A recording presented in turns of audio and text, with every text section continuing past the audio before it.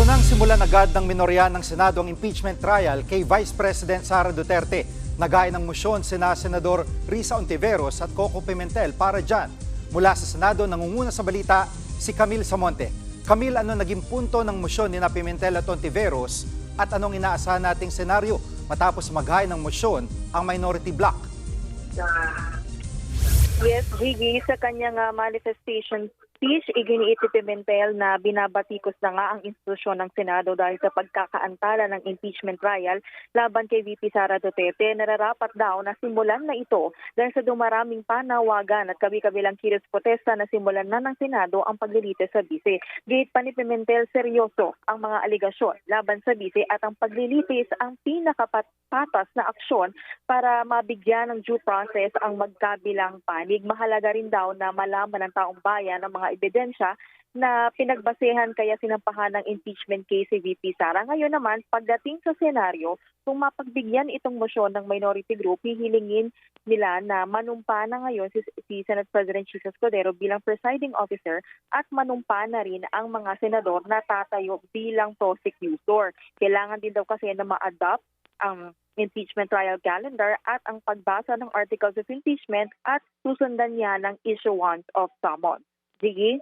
At Camille, kanina sa press con ni Senator Escudero, no, sinasabi niya na parang basta may motion, pag-uusapan sa plenaryo o yung pagdedebatehan, pag-uusapan, ngayon na meron ng motion at ito nga inihain nila Senator Ontiveros at Pimentel, ano ang naging tugon naman ni Senator Escudero dito?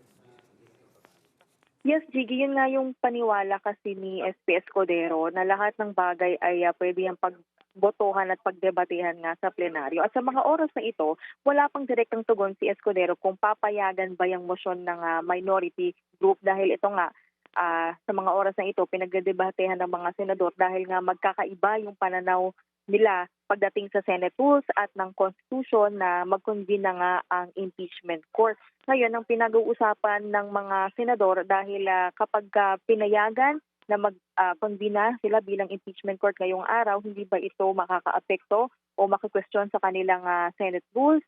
At sa kabilang banda, meron din namang iginigiit yung nakaayon sa Constitution, which is yung forthwith na kumbaga dapat agad-agad ay aksyonan na. Sige. Sa 19 days na impeachment trial na minumungkahi naman Senator Tolentino, ano ang tugon dito ni SP Escudero?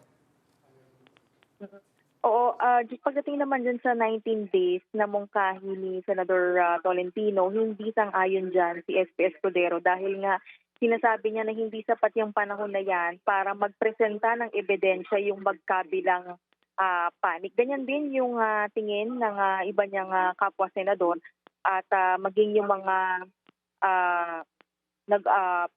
pro-impeachment ng kay VP Sara mula sa iba't ibang grupo dahil ang iniisip nila ay ang kung sabihin na 19 days sila lalabas na minamadali naman yung impeachment trial. Sige? At yung umiikot na resolusyon para ipabasura yung impeachment case, ano na ang update tungkol dito? Ayon kay SP Escudero, wala pang formal na inihaing ganyang resolusyon. Pero kanina, ito nga 'di ba unang kumalat kasi itong draft resolution galing nga daw yan sa office ni Senator Ronald Bato de la Rosa at wala pang formally na pa-file niyan. At kanina naman si Senator Robin Padilla nakausap din natin at sinabi nga niya na plano rin niya na maghain nga ng resolusyon para ipabasura itong impeachment VP Sara. Pero alam mo, sige, ang laging sinasabi lang dyan ni SP Escudero, hanggat hindi yan na ipa-file formally ay wala pa rin dapat na pag-usapan ukol dyan. Sige. Yan po ang ulat ni Camille Samonte live mula sa Senado.